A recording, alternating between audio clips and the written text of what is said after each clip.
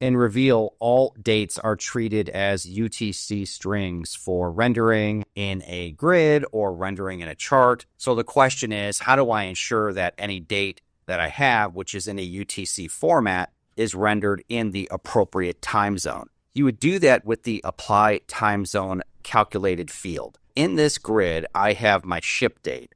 What I want to do is add a new calculated field. I'm going to find the Apply Time Zone function. I'm going to give this field name a name of local date time, and I want to use my ship date.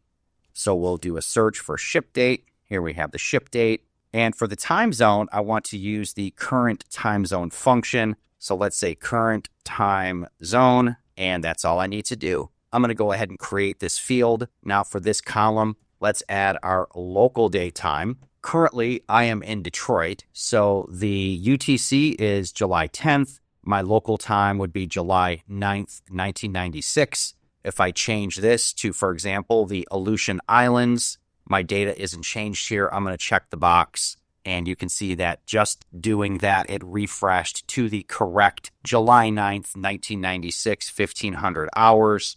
I'll check the box and save that again. Now let's take a look at Pacific time. So Pacific time, again, should reflect 1700. So I'll do a refresh. That formula gets applied. Now, if I want to do a filter, let's go ahead and edit my dashboard. I'll add a date filter.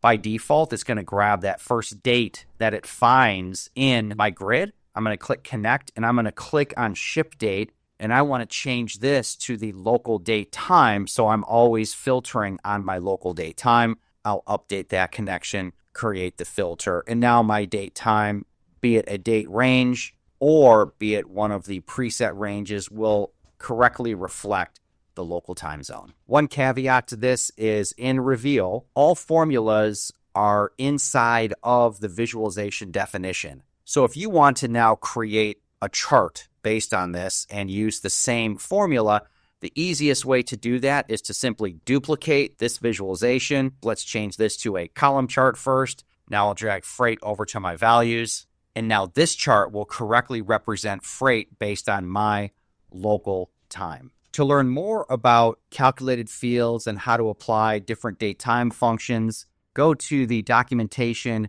user docs. And if you scroll down to fields, you'll find calculated fields, and you can learn about all of the different calculated field types here. You'll notice there is a nice collection of date time functions that can improve your calculated field and visualization experience.